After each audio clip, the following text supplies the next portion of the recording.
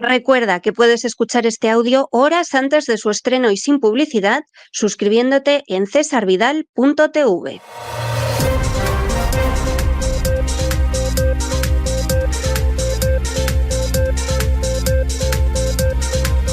Las noticias del día. Estamos de regreso después de ese editorial que hemos dedicado a los indultos preventivos de Joe Biden. Esto del preventivo hay que tener mucho cuidado con ello porque es algo de escasa o nula justificación. Hitler, en el verano de 1941, invadió la Unión Soviética, como antes había invadido Polonia en septiembre del 39, de manera preventiva. Es decir, se suponía que en cualquier momento Stalin podía atacar al Tercer Reich y por lo tanto Hitler se adelantó e invadió la Unión Soviética. No hace falta que les digamos que el ataque preventivo en los procesos de Nuremberg fue definido como un crimen de guerra.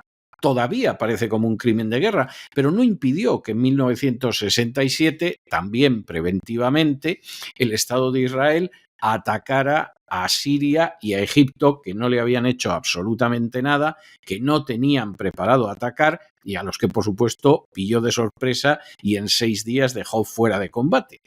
Es verdad que los territorios que invadió en aquel entonces hay multitud de resoluciones del Consejo de Seguridad de Naciones Unidas para que los abandone, pero vamos, no los ha abandonado.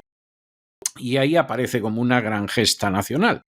En el año 91, una serie de personajes bastante siniestros, a los que se llamaba de manera convencional neocons, concibieron la idea del ataque preventivo para despanzurrar a 8 naciones seguidas en Oriente Medio y en África. A Bush padre aquello le pareció excesivo, ya había tenido bastante con la Guerra del Golfo y finalmente aquello que después se conocería como doctrina Bush, pero que en realidad era una creación de Cheney, de Rumsfeld y por supuesto de Wolfowitz, que era, pero vamos, un auténtico genio del mal, pues eso al final se llevó a cabo en la época de Bush con ataques que se suponía que eran preventivos. Irak no había atacado a los Estados Unidos, Afganistán no había atacado a los Estados Unidos, Siria, ¿qué les vamos a contar? Libia, ¿qué decirles?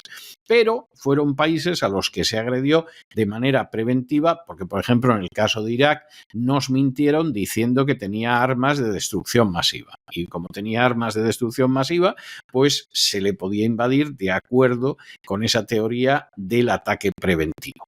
Y ahora ha aparecido el indulto preventivo. Esta gente, Fauci, Miley, en fin, todo este tipo de gente, ¿en estos momentos está enjuiciada? No, no lo está. ¿Podría estarlo? No les quepa a ustedes la menor duda. No les quepa a ustedes la menor duda. Y además son toda gente relacionada con toda la basura verdaderamente innumerable de la administración Biden, que ha sido una de las administraciones peores de la historia de Estados Unidos, por no decir la peor. Ha sido algo verdaderamente de una degeneración moral que asusta y muestra hasta dónde puede descender esta nación si se lo propone. Bien, pues como a toda esta gente en un momento determinado se la puede llevar ante el juez y puede acabar en la cárcel, incluidos los hermanos de Joe Biden, al hijo ya lo indultó, pero los hermanos les puede pasar y también a los cónyuges, bueno, pues ha indultado a los hermanos, a los cónyuges, que todavía no había acciones legales. Ha indultado, por supuesto, al general Miley, que es un personaje para echarse a temblar. Ha indultado a Fauci. Ha indultado a una serie de personas que tienen conexiones directas con todo el fango de esta administración Biden. Esto no se ha hecho nunca en Estados Unidos. El indulto preventivo es algo que no se le había ocurrido a nadie. Pero ahora ya sabemos que existe una figura que sirve para que los criminales no se sienten en el banquillo, no para que un criminal vea reducida su condena o se libre de la ejecución o sea puesto en la calle por una serie de condiciones excepcionales. No, aquí es simplemente para que no se les juzgue nunca. Bueno, pues esto sienta un precedente terrible, el del que un presidente puede cometer delitos innumerables a través de sus subordinados y sus subordinados pueden estar tranquilos porque los van a indultar a todos. Y se acabó. No, esto es típico de Biden. Suponemos que los jesuitas le habrán dado la autorización espiritual para llevar a cabo una medida que es bochornosa. Para que ustedes se hagan idea de hasta qué punto esto es un escándalo. Ya con el indulto de Hunter Biden había gente incluso del Partido Republicano que decía vamos a tener que regular el indulto por ley y que haya gente a la que no se puede indultar, que no se puede indultar a parientes, que no se puede indultar a gente que te ha dado dinero para la campaña electoral, es decir, que hay a gente de tu gobierno, es decir, que no los puedas indultar porque si no esto simplemente es la impunidad para los criminales. Es lo que pasa con los indultos preventivos. Ustedes imagínense, pues en España, que antes de salir Pedro Sánchez de la Moncloa, que yo personalmente no lo veo cercano, pero vamos, ni de lejos, pues el Consejo de Ministros aprueba una serie de indultos preventivos para todos, para todo el gobierno, para sus parientes, en fin, para mucha gente. Sería tremendo. Y por cierto, vamos a seguir hablando de ese tema porque ya tenemos que entrar en nuestro boletín de noticias porque empezamos como siempre por el segmento de España y porque Víctor Aldama ha estado largando en una entrevista en la cadena COPE con Carlos Herrera. Bueno, la entrevista a Aldama no es que sea el colmo de la elocuencia, no lo es. A Carlos Herrera se le nota desganado. O sea, como que no es la persona que le gusta entrevistar, pero claro, evidentemente tiene su interés y aquí, bueno, aquí ya evidentemente Víctor de Aldama, como a él le gusta que le llamen, pues ha dicho que se siente amenazado y que si le pasa algo, la culpa la tienen Pedro Sánchez y Fernando Grande Marlaska, el ministro del Interior, que serían cómplices de asesinato. ¿Qué pasa aquí? Y aquí la cosa es muy seria. Aldama no niega determinados delitos, pero dice que lo que sucede es que el cálculo de la agencia tributaria no es correcto. Bueno, no sería la primera vez, porque la agencia tributaria no hace jamás un cálculo correcto. Se inventa unos cálculos por ahí colosales. Entonces, el fraude de los 182 millones de euros en IVA, que supuestamente está ido a parar a Portugal, a Colombia y a China, y que no se pudo realizar, tengan ustedes esto en cuenta, sin la ayuda de los buscabonus de la agencia tributaria, los buscabonus siempre al rescate de los grandes delincuentes. Bueno, pues según Aldama, esta es una cantidad absurda y la cantidad no es para tanto. Bien, esta es una cuestión que, como se investiga a fondo, van a salir cosas tremendas, como por ejemplo esos buscabonus, que será difícil que puedan escapar de prisión después de asesorar para un gigantesco fraude de 100 y pico millones de euros, que no es ninguna tontería. Esa es una cuestión. Pero por otro lado, Aldama ha empezado a soltar otras cosas que uno no sabe muy bien si sabe lo que está diciendo, porque ha dicho que le han enseñado datos de que tanto Begoña Gómez como la ministra de Hacienda, María Jesús Montero, y otra gente tiene cuentas en el extranjero, que lo ha visto.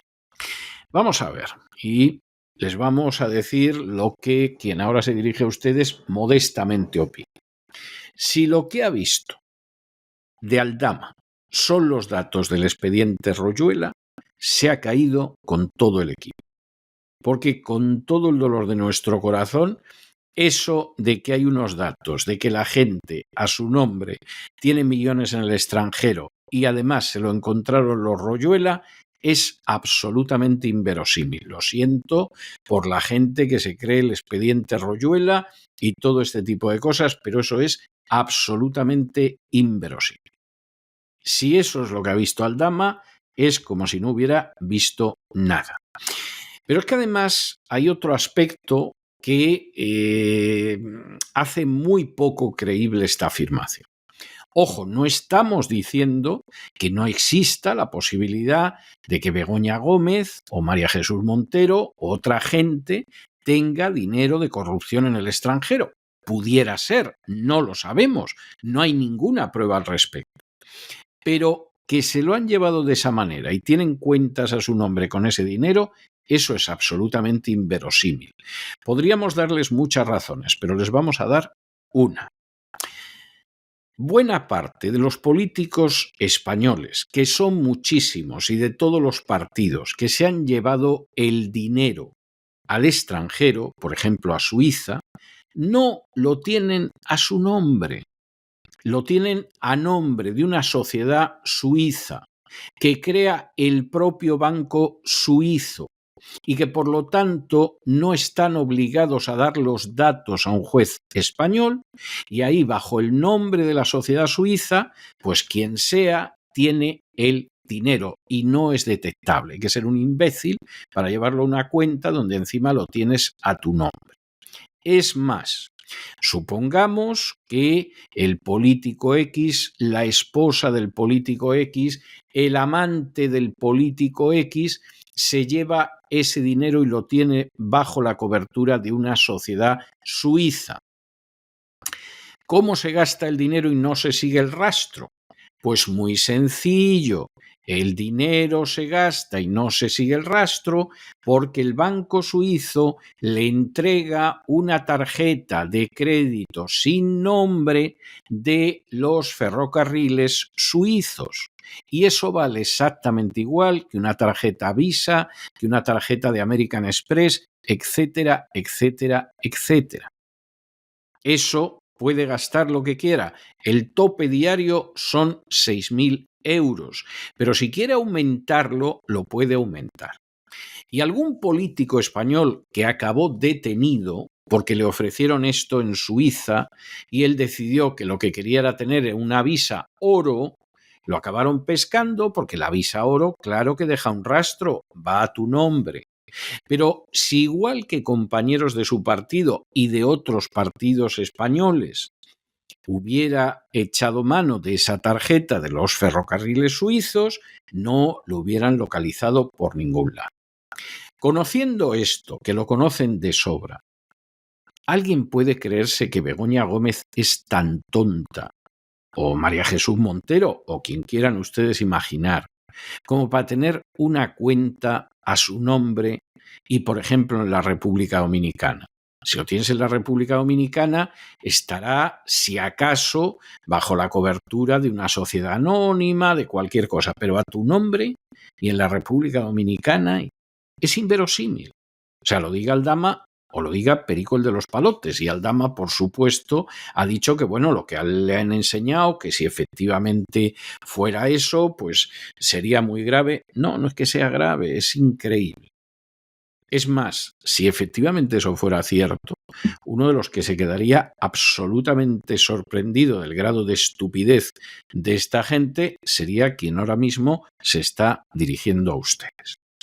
Todo esto acontece mientras el gobierno ha aprobado el mayor gasto en publicidad institucional de las dos últimas décadas, de los últimos 18 años, para ser exactos, que es verdaderamente algo impresionante. No ha habido un gobierno, no ha habido una legislatura en España donde se haya gastado más dinero en poner publicidad en los medios de comunicación. De hecho, ahora mismo el gobierno social comunista de Pedro Sánchez es el mayor anunciante de España.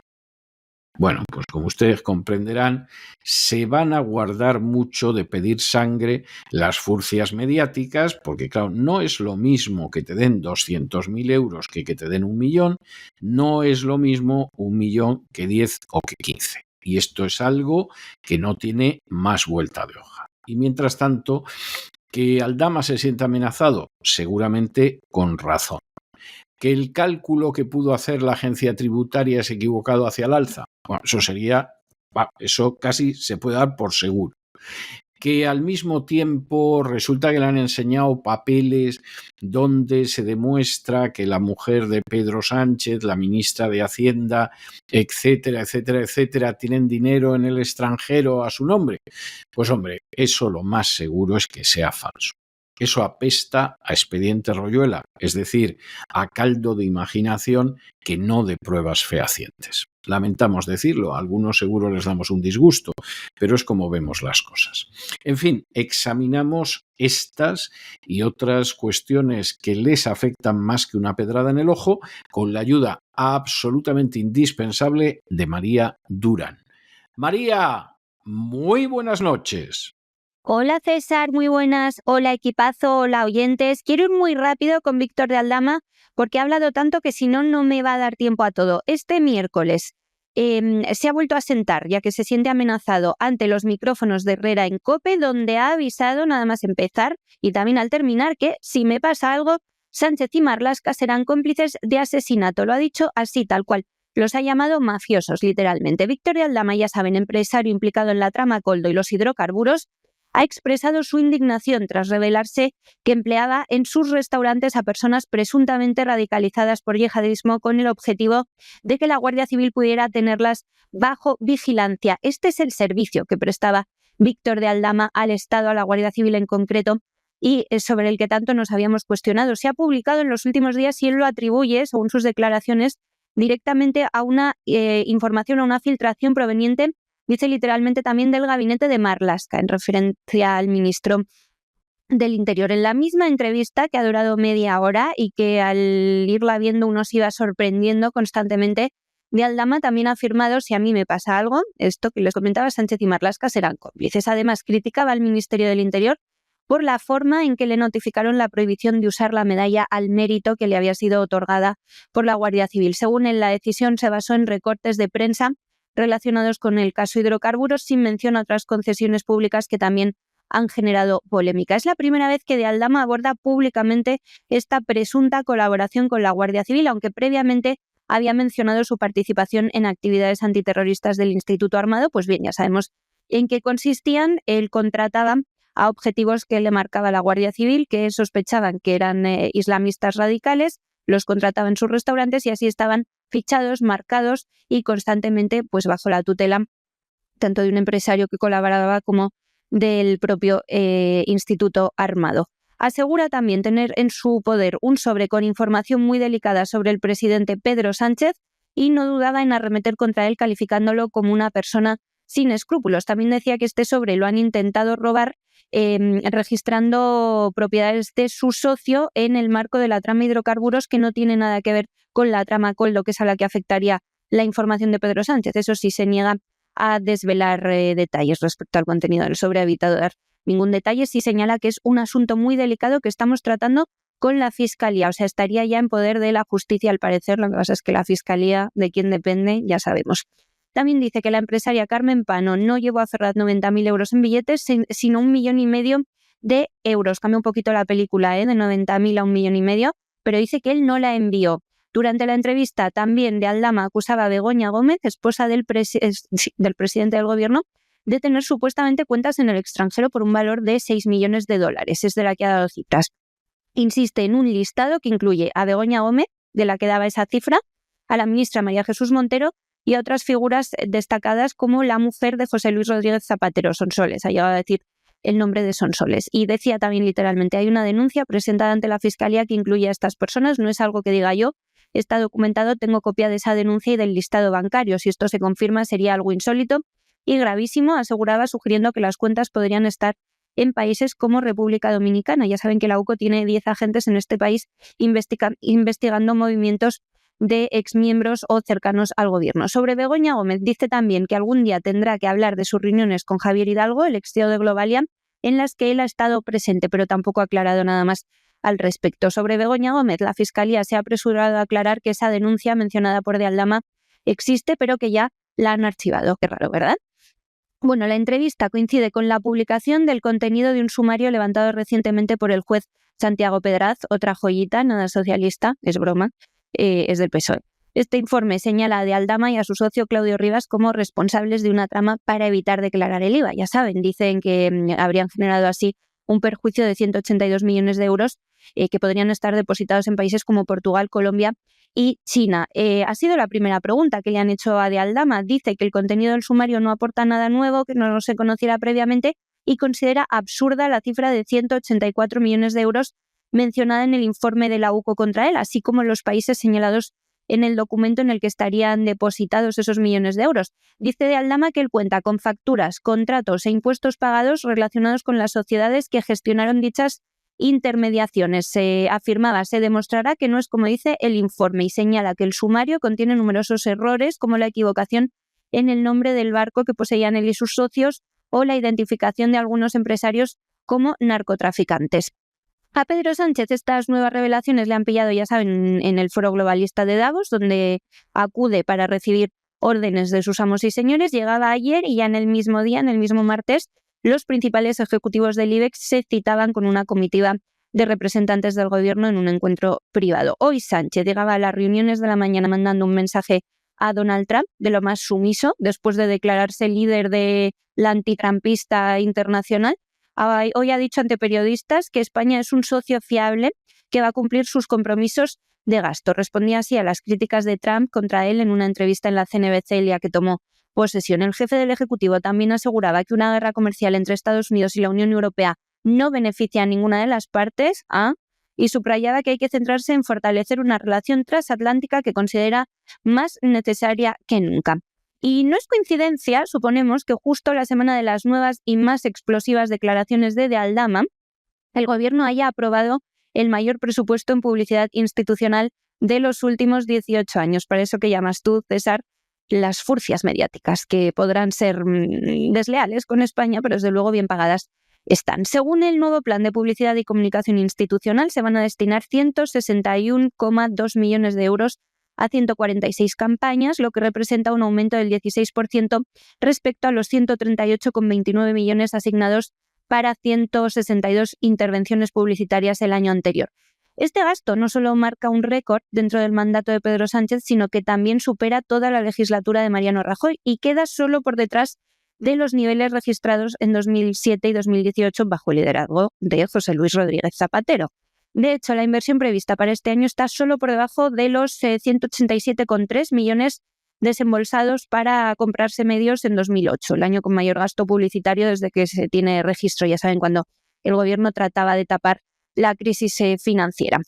El Ejecutivo de Pedro Sánchez se consolida así como el mayor anunciante de España, con su dinero y el mío, incrementando su gasto año tras año, especialmente tras la pandemia. En 2021 se planificaron 123,4 millones de euros de gasto, cifra que subió a 158,3 millones en 2022, se redujo a 145,9 en 2023, se bajó nuevamente a 138,3 en 2024, pero este año pues ya vuelve a subir. Sumando las inversiones de los últimos 5 años, es que la cifra es escandalosa. El total asciende a 727,1 millones de euros, reflejando ese crecimiento sostenido en este ámbito, reflejando el crecimiento de los sobornos directos e indirectos a las furcias mediáticas, que siempre son los mismos, curiosamente.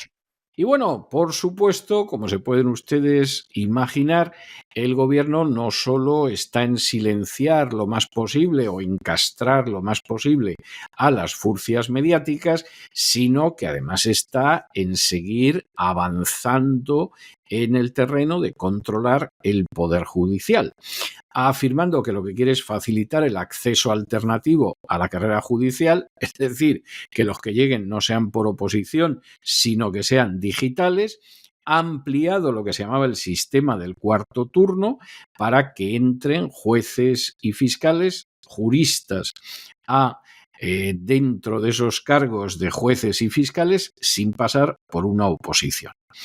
Esto es algo verdaderamente tremendo porque además ya ni siquiera se van a arriesgar a hacer el ridículo porque hay una prueba escrita en lugar de la oral que la calificarán como bien buenamente quieran y encima, para terminarlo de arreglar, van a becar a los que se quieran presentar. Es decir, aquí hasta van a pagar a aquellos a los que les van a conceder las plazas y punto y final. Esto es algo tremendo. Y luego, pues hombre, vamos a ver, como el sistema de ascensos va a ser por antigüedad, pues ya se pueden ustedes imaginar lo que va a haber aquí. Es decir, aquí en última instancia, y no nos vamos a engañar, aquí lo que hay es un nuevo asalto, ya vamos, jueces, fiscales y lo que sea. Y controlando la fiscalía, los jueces lo tienen muy difícil, salvo en casos que sean un escándalo y el juez ponga pie en pared, lo tienen muy difícil, pueden perseguir a quien quieran. Y con fiscales que, como les hemos contado en más de una ocasión, además chantajean a acusados falsos para conseguir testimonios falsos, bueno, esto es algo verdaderamente de vergüenza, esto es algo absolutamente de vergüenza. El Consejo de Ministros también aprobó este martes un anteproyecto de ley escandaloso para reformar la Ley Orgánica del Poder Judicial, la LOPJ, para aumentar el número de jueces sin oposiciones nombrados por ellos mismos. Dicen que por el Parlamento, pero vamos, por ellos. El anuncio fue realizado por el ministro de Justicia y Presidencia, Félix Bolaños, durante la rueda de prensa posterior a esa reunión del Ejecutivo. Esta reforma, dicen ellos, busca introducir cambios significativos en la carrera judicial. Sí, busca tener jueces a dedo, nombrados por ellos mismos, sin más. Eso no lo ha dicho claro, pero si nos descuidamos acaba de juez Begoña. Uno de los principales objetivos de la norma es aumentar el número de jueces que acceden a la carrera judicial por vías alternativas a la tradicional oposición libre, que actualmente es la principal y lógica forma de ingreso en la carrera judicial. Entre las modificaciones anunciadas destaca una reestructuración del denominado cuarto turno, que según el ministro Bolaños debería representar el 25% de las plazas, una de cada 4, pero actualmente solo cubre el 10% y consideran que con 1 de cada 10 jueces a dedo no tienen suficiente, que necesitan mínimo 4. Además, este sistema se extendería también a la carrera fiscal, lo que permitirá que más personas accedan sin necesidad de superar la oposición ordinaria. Si ya controlan la fiscalía completa gracias a su fiscal general, bueno, pues para que no quede un solo opositor dentro.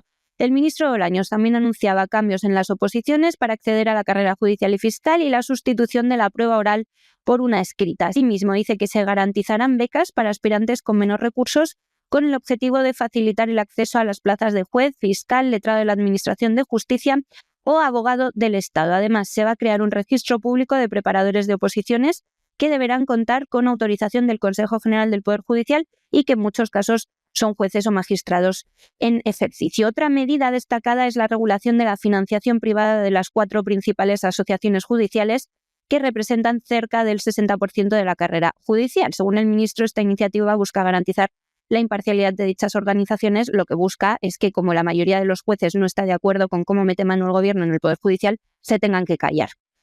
La reforma también propone actualizar el sistema de ascensos, sustituyendo el modelo actual basado en vacantes por uno centrado en la antigüedad. Así, los jueces se convertirán en magistrados tras 5 años de ejercicio y los abogados fiscales pasarán a ser fiscales. Según el Gobierno, esto otorgaría mayor estabilidad y certeza a los miembros de la carrera judicial. Lo de estar eliminando oposiciones por mérito y estar colgando gente es una cosa que algún día tendremos que comentar con detalle porque se están cargando el sistema de oposiciones español, que era el mejor del mundo. En fin, además, se prevé una reestructuración de la Comisión de Ética de la carrera judicial. Amigo, esta pasará de 7 a 9 miembros, con 4 elegidos por las Cortes Generales, entre catedráticos especializados en ética, filosofía del derecho o filosofía moral. Es decir, los elegirán ellos a casi la mitad y sus socios independentistas, filoterroristas, etc. Está dibujándose un contexto precioso, desde luego.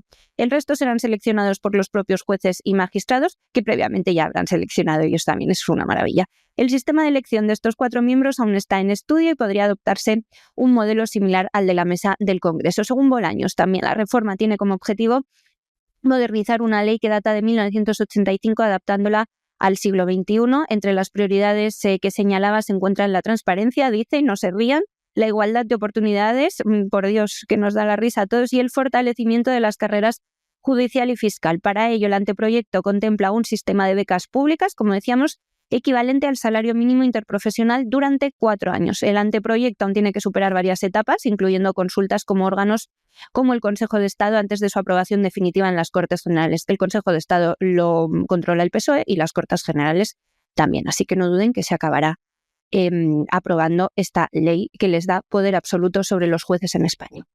Bueno, nos vamos a Hispanoamérica y como tantos días, por desgracia, nos detenemos en Venezuela y, por supuesto, para dar noticias que no son las que nos gustaría dar ni sobre Venezuela ni sobre ningún país.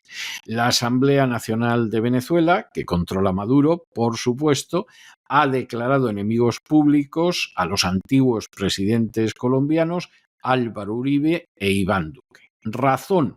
Bueno, nos acusan de apoyar una intervención internacional contra Maduro, con lo cual, bueno, pues la manera en que se les describe es tremenda. Paramilitares, terroristas, narcotraficantes, fascistas, asesinos y representantes de la ultraderecha. O sea, vamos, la descripción es verdaderamente cual no digan dueñas. Esta es la historia. Acusan además a Uribe de tener vínculos con el cártel de Medellín, que es algo que viene de bastante lejos. Y bueno, pues Álvaro Uribe se ha defendido diciendo que él no es un enemigo del pueblo venezolano y que le parece un honor el que lo señalen como un enemigo del régimen de Maduro. Todo lo que se quiera, pero lo cierto es que aquí la situación es una situación verdaderamente clara. Es decir, ustedes me atacan, bueno, pues yo los declaro enemigos y se acabó. Ustedes fíjense, por muchísimo menos que esto, hasta dónde estuvo a punto de llegar Uribe con Pedro Sánchez. O sea que, claro, si además tienes indicios de que está apoyando el que caiga el gobierno, etcétera, bueno, no se frena ni lejanamente. Por cierto, y para seguir con la idea de que yo me mantengo en el poder y no me voy a ir, Maduro ha aprovechado para decir que la oposición, que según él ha sido derrotada estrepitosamente, ahora tiene una oportunidad extraordinaria para reorganizarse y participar en las elecciones locales que van a tener este año en Venezuela. Maduro, que no es precisamente el colmo de la inteligencia, sí que sabe lo que dice, porque él sabe que la oposición se va a presentar, eso que ha dicho María Corina, de que aquí no nos vamos a volver a presentar a unas elecciones hasta que Edmundo se siente como presidente.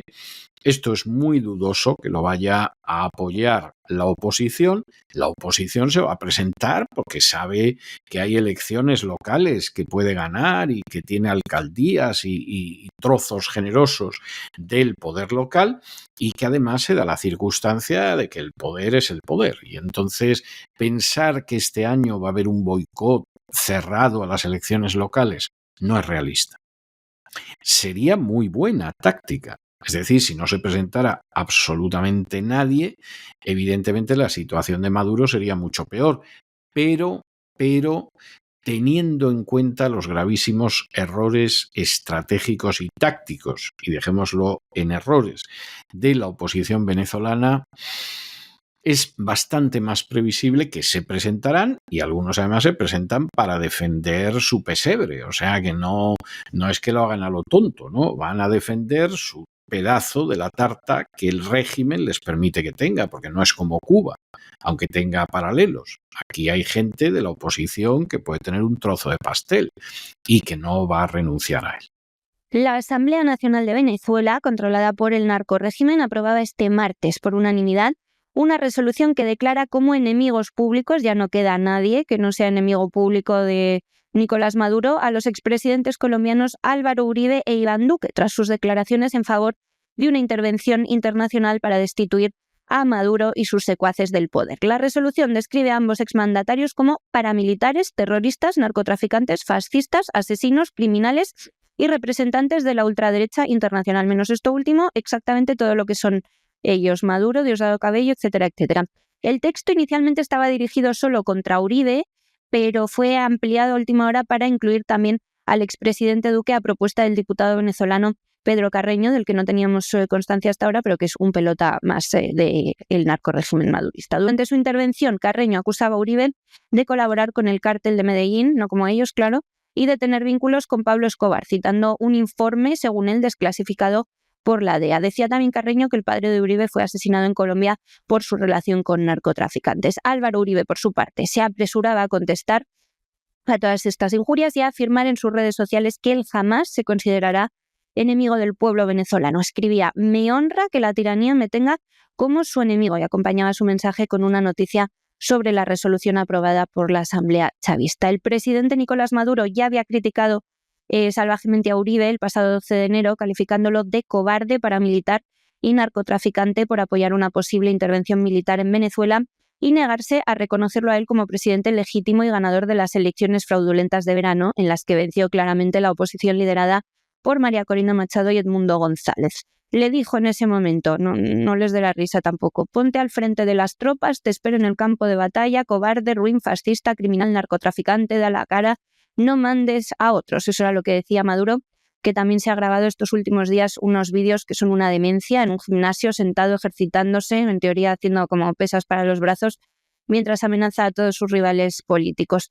Por cierto, que Maduro también ha ofrecido a la oposición presentarse a las próximas elecciones, en las que seguramente esta vez pues ya tenga todas las trampas hechas con antelación, ya que en julio no contó el narcorrégimen con que la oposición estaba recopilando y documentando el proceso con todas las actas mediante testigos entrenados para ello. Dice el dictador que sus opositores tienen una gran oportunidad de reconstruirse de cara a las próximas elecciones legislativas, regionales y locales previstas para este año 2025. Asegura que se les han brindado todas las garantías para participar en estos procesos democráticos. Ponen los pelos de punta, ¿eh? Es normal que María Corina Machado haya llamado a no presentarse y a no participar en estas trampas. La oposición, decía, sabe que cuenta con todas las garantías para organizarse y hacer política democrática, constitucional y electoral en el país. Sí, claro, por eso están todos en la clandestinidad, porque el que no está en la clandestinidad está preso en el helicoide. Eso decía Maduro en un acto público retransmitido por la presidencia en redes sociales. Decía también: reconozco en ustedes oponentes, adversarios que tienen derecho a defender sus ideas y a transitar su camino. No los veo como enemigos, ni personales ni políticos. Añadía en un alarde de cinismo que, si no fuera porque es un asesino en serie con su propio pueblo, pues daría hasta risa. Por su parte, el Consejo Nacional Electoral, el CNE, anunciaba el viernes 17 de enero que entra ya en sesión permanente para analizar las propuestas de los partidos políticos de cara a los comicios legislativos, regionales y municipales previstos para este año, entre otras votaciones. ¿Qué se juegan? A que si al final la oposición decide presentarse, los inhabilitan como a María Corina Machado, estos narcotraficantes de las garantías a la oposición. Y nos trasladamos a Perú, donde la Policía Nacional ha detenido a 4 presuntos responsables de un atentado terrorista con explosivos que tuvo como objetivo la sede de la Fiscalía en Trujillo. La verdad es que no hay manera de saber muy bien a qué se debe esto. Es decir, es una de esas cosas que no está muy clara. En estos momentos hay quien dice que, bueno, los explosivos podrían proceder de la minería ilegal, que es un fenómeno bastante amplio en el Perú, pero realmente atribuir esto a quien sea no está nada claro en estos momentos. No está nada claro, además, qué es lo que perseguían con ese atentado, y en estos momentos, pues la verdad es que tenemos que decir que hay muchas más preguntas que respuestas en relación con este atentado terrorista que ha tenido como escenario la Fiscalía en Perú. El ministro del Interior de Perú, Juan José Santibáñez, informaba este martes de que la Policía Nacional ha detenido a 4 presuntos responsables del atentado con explosivos perpetrado este lunes contra la sede de la Fiscalía en Trujillo. Se ha logrado capturar, decía, en la ciudad a los implicados en el atentado contra la Fiscalía ocurrido ayer. En las próximas horas se revelarán sus identidades, decía Santibáñez en una rueda de prensa ante periodistas. El ministro detallaba que 2 de los detenidos están acusados de conducir los vehículos que transportaron los explosivos, mientras que los otros son un ciudadano venezolano y su pareja, quienes habrían entregado las armas y la dinamita. Santibáñez también destacaba que, como parte del refuerzo de la seguridad en la zona, las autoridades han asestado golpes certeros contra la delincuencia organizada. Este atentado presuntamente se perpetraba en venganza de los grupos criminales organizados contra el gobierno por su persecución. El gobierno también ha incrementado en un 30% el presupuesto destinado a labores de inteligencia. En respuesta al atentado, la presidencia de Perú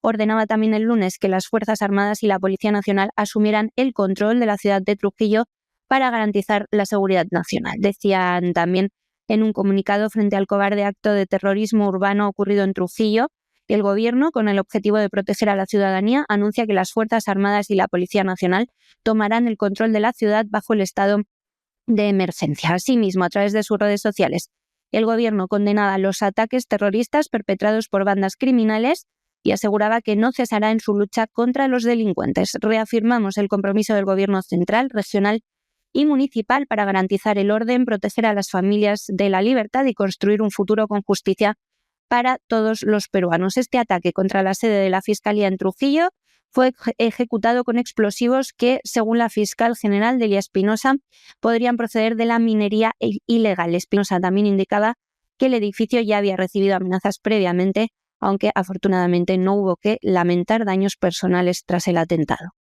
Nos vamos a Estados Unidos y nos vamos a Estados Unidos donde Donald Trump no deja de firmar órdenes ejecutivas y de ordenar cosas que son tremendas. Por ejemplo, en las últimas horas, la eliminación de lo que se llamaban los programas de DEI, es decir, programas de diversidad, igualdad e inclusión, y los elimina. Son programas en los que se favorecía a gente por el simple hecho de ser homosexual, por el simple hecho de ser hispano o por el simple hecho de ser negro, y se van a suprimir por la sencilla razón de que son discriminatorios y perjudican el mérito y con él la eficacia y el servicio que se hace a los ciudadanos. La verdad es que esto no tiene más vuelta de hoja. Esto es el regreso al sentido común, pero de la manera más clara. Que en un momento determinado tú tengas que otorgar determinado puesto, determinado trato de favor a una persona porque es negra, es una atrocidad. Que se lo tengas que otorgar porque es hispano es una atrocidad. Que se lo tengas que otorgar porque es homosexual es una atrocidad. Lo normal en una sociedad racional que además quiere servir bien a sus ciudadanos es que el puesto lo ocupe aquella persona que es más idónea, independientemente del color de su piel, de su sexo, de su inclinación sexual o de si le gustan las palomitas. Es que esto es de sentido común. Y desgraciadamente ha habido que esperar a que desaparezca el nefasto Biden de la Casa Blanca y entre Donald Trump para que se produzca un cambio en ese sentido. Trump, y esto ya lo dijimos ayer en nuestro editorial, no lo va a tener fácil porque efectivamente hay lobbies muy poderosos y sectores de la población que no son pequeños que son contrarios a sus políticas. Por ejemplo, ya hay fiscales generales de 18 estados demócratas que han anunciado que van a presentar demanda para bloquear las órdenes ejecutivas de Trump que restringen la ciudadanía por nacimiento, porque consideran que eso es inconstitucional y porque además Donald Trump ha decidido que se acaba la protección a las ciudades santuario. Estas dos cuestiones son dos cuestiones muy delicadas, pero que determinados usos se hayan extendido con los años no quiere decir ni que sean justos ni racionales. Primera cuestión, la cuestión de las ciudades santuario. Ciudades en las que de pronto la ciudad decía que aquí no se puede detener a un inmigrante ilegal. Aquí llegan los inmigrantes ilegales y pueden moverse como Pedro por su casa. Bueno, pues esto puede sonar muy humanitario, muy hermoso, todo lo que se quiera, pero es una vergüenza. Porque de pronto una ciudad decide que dentro de esa ciudad se puede quebrantar la ley. Y eso es intolerable. Que desgraciadamente habrá gente que sufrirá eso, es verdad, pero es intolerable ese quebrantamiento de la ley y que se acabe en las ciudades santuario, pues es algo de justicia y de sentido común. Segunda cuestión, la limitación de la ciudadanía. No está nada claro, se diga lo que se diga, si efectivamente una persona que nace en Estados Unidos es ciudadano americano. La formulación de la norma no es clara. Sí es verdad que a consecuencia de que Estados Unidos ha sido siempre un país de inmigración y además la inmigración que llegaba pues era una inmigración que se suponía que era de calidad, era una inmigración fundamentalmente europea, la norma se fue aplicando así. Es decir, aquí nace un niño que es hijo de dos inmigrantes suecos que no son ciudadanos americanos y se convierte en ciudadano americano. Pero claro, en estos momentos la idea que hay es que eso no se puede tolerar, porque la gente del sur del Río Grande viene a dar a luz a los Estados Unidos. Y como no vas a echar a la mamá y al papá de un ciudadano americano porque ha nacido aquí, el papá y la mamá, que son ilegales, se quedan, en poco tiempo acaban siendo legales y encima se traen a sus familiares del sur del Río Grande alegando reunificación familiar. Y esto es algo irracional. Y aquí, efectivamente, esto no va a tener efectos retroactivos en el sentido de que el niño de madre mexicana que nació en Arizona va a perder la nacionalidad americana. Eso no va a suceder. Pero, evidentemente, que aquí, en un momento determinado, se va a ir a que además de nacer en Estados Unidos, tienes que tener por lo menos un padre americano, eso da la sensación de que más tarde o más temprano va a ser. Claro, los estados demócratas intentando bloquearlo porque el voto de los ilegales es un voto absolutamente esencial. Pero no cabe la menor duda de que aquí esa es una cuestión que va a ser muy difícil de revertir, salvo que, en fin, Donald Trump pues sea seguido por un Biden 2 y entonces pues a lo mejor insistan en eso y en más. Pero es una norma absurda que una persona que nace en un país por el simple hecho de nacer en ese país tenga la ciudadanía. Por cierto, eso en España no ha existido nunca. En España, para ser español, hay que ser hijo de padres españoles. Pero desde hace años se decidió que los que nacen en España los inscriben como españoles, cuando no los tenían que inscribir como tales. Eso ahí en España sí que es abiertamente en contra de la legalidad. Bueno, pues así funcionan las cosas, así va a acabar España, que no hay nada más que verla. En página internacional es un no parar lo que nos llega de Estados Unidos. Me parece a mí que vamos a hablar de Donald Trump casi cada día o el 100% de los días. La Casa Blanca ha anunciado la eliminación de los programas de diversidad, igualdad e inclusión, conocidos como DEI por sus siglas en inglés, en el gobierno federal, cumpliendo así con la promesa del presidente Donald Trump, quien ha calificado estos programas de discriminatorios y que había anunciado que esta sería otra de las primeras iniciativas de la administración Biden que él eliminaría en cuanto regresara al despacho Oval. Según la administración Trump, al eliminar los DEI, los procesos de contratación y promoción se enfocarán en recompensar las habilidades y el desempeño individual con el objetivo de mejorar la eficiencia, reducir costos y garantizar que las subcontrataciones cumplan con la legislación vigente. La medida prohíbe exigir que la fuerza laboral sea equilibrada en términos de raza, género, identidad de género, orientación sexual o religión. Pues lo lógico, ¿no? Contratar a la gente que vale y no a alguien por ser negro, blanca, gris o de colores. El gobierno de Trump ha señalado también que esta orden ejecutiva reafirma valores como la dignidad individual, el esfuerzo y la excelencia, al poner fin a lo que consideran mandatos de equidad anticonstitucionales de la administración de Joe Biden y Kamala Harris.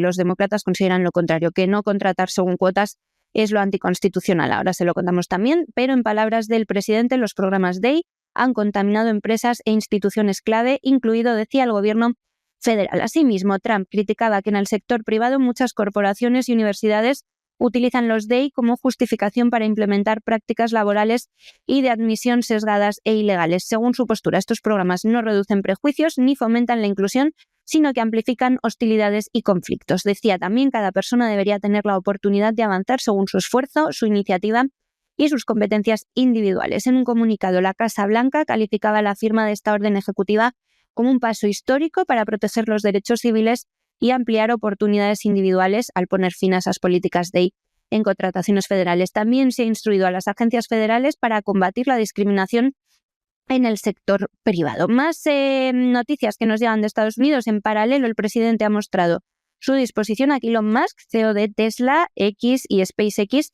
adquiera la plataforma china TikTok. Ya saben el lío que hay con que la administración Biden la quería cerrar, incluso llegó a estar inoperativa unas horas. Según Trump, la adquisición podría realizarse como una empresa conjunta con ByteDance, que es la actual dueña de TikTok, es la matriz que está detrás, donde Estados Unidos obtendría el 50% de participación. En una conferencia de prensa sobre inversiones en inteligencia artificial, Trump también mencionaba en el proyecto a Larry Ellison, fundador de Oracle, como posible comprador. Según Trump, sin permiso para operar en Estados Unidos, TikTok no vale nada, pero con el acuerdo adecuado su valor puede alcanzar $1 billón en términos estadounidenses. Ya saben, pero bueno, que aún así pues parece que beneficiaría al gobierno, lo ve claro y va a intentar aprovecharlo.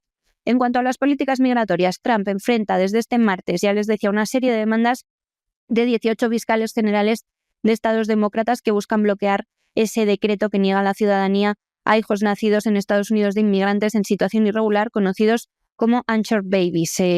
Previsiblemente también se van a interponer acciones judiciales por parte de los demócratas tras esa orden que elimina los DEI, pero de momento lo que ya se ha presentado en tribunales son demandas contra las nuevas políticas migratorias. Los demócratas es evidente que se están preparando con todo para tratar de hacer toda la oposición que puedan al nuevo presidente. El fiscal general de Nueva Jersey, por ejemplo, Matthew Platkin, calificaba la medida sobre ciudadanía de Trump como extrema y extraordinaria, argumentaba que el presidente no puede reescribir la Constitución. Por su parte, Letitia James, fiscal general de Nueva York, describía las nuevas decisiones contra la entrada de inmigrantes ilegales en Estados Unidos como inconstitucionales y profundamente peligrosas. Estas acciones legales abren una nueva etapa de enfrentamientos judiciales sobre las políticas de inmigración de la administración Trump. Ya se han presentado demandas en tribunales federales de Massachusetts, San Francisco y Washington, bastiones de la oposición demócrata.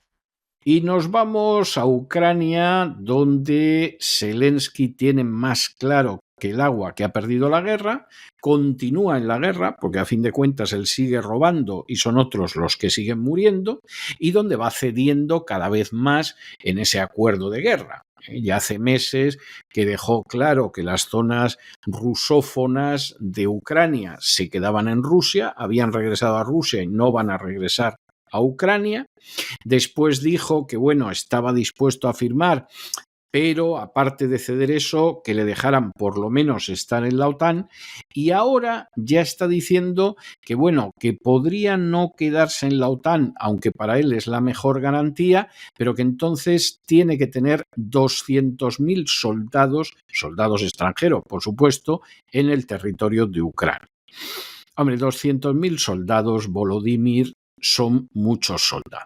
Tú has robado todo lo que has querido a los ciudadanos europeos y a los ciudadanos americanos. Bueno, todo lo que has querido no, porque tu codicia y tu corrupción tiende al infinito y entonces seguramente no te parecerá suficiente. Pero evidentemente 200.000 soldados es algo absolutamente imposible. Habla de 200.000 y dice, pero lo ideal sería 1 millón.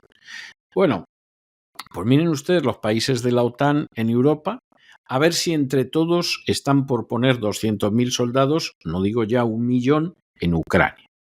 Lo que tendrían que hacer de una vez es dejar de mandar dinero a un dictador totalmente corrupto, liberticida y sobre todo que está vendiendo su patria a manos llenas a instancias multinacionales y acabar con esta historia.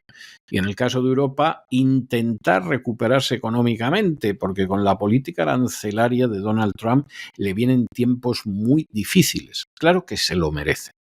Se lo merecen por haber aceptado meterse en la guerra de Ucrania y pegarse un tiro en el escroto el día que decidieron sancionar a Rusia.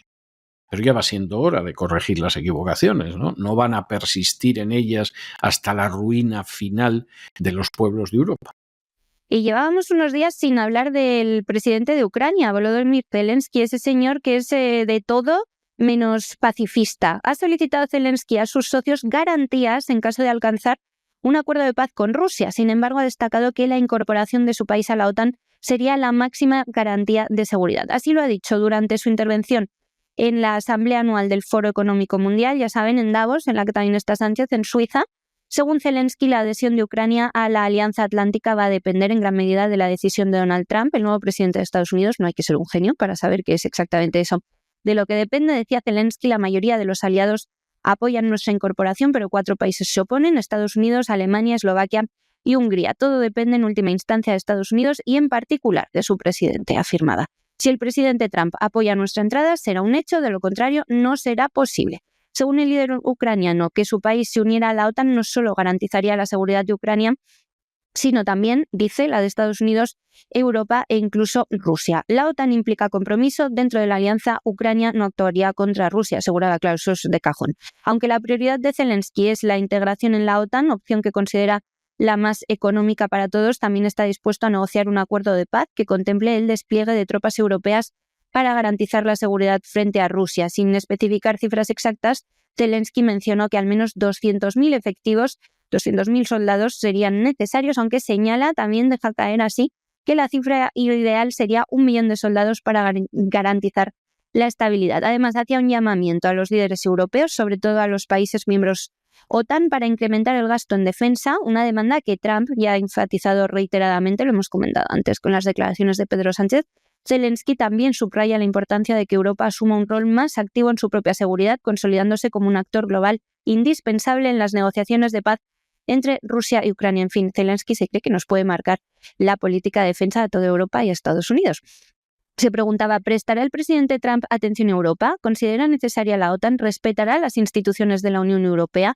Europa no puede permitirse ocupar un segundo o tercer plano ante sus aliados, decía también Zelensky durante su comparecencia, y reiteraba que Europa no debe depender exclusivamente de Estados Unidos para su protección, cosa que, por cierto, tampoco quiere Trump. Trump quiere que haya ejército europeo. Decía Zelensky, Europa debe fortalecerse como un actor global relevante. No olvidemos que no hay un océano que separe Europa de Rusia, y los líderes europeos deben recordar que los enfrentamientos con soldados norcoreanos ocurren ahora más cerca de Davos que de Pyongyang. Decía también en referencia a la presencia de tropas de Corea del Norte en la frontera entre Rusia y Ucrania. Zelensky instaba a los países de la OTAN a incrementar su inversión en defensa, no solo por las exigencias de Trump, sino para hacer frente a las nuevas amenazas globales. Si se requiere destinar el 5% del PIB, que así sea, declaraba también, y destacaba el papel de Ucrania en el fortalecimiento de la defensa europea y su contribución a la seguridad colectiva del continente. A ver qué responde Donald Trump. Y hasta aquí hemos llegado nosotros con nuestro boletín de noticias.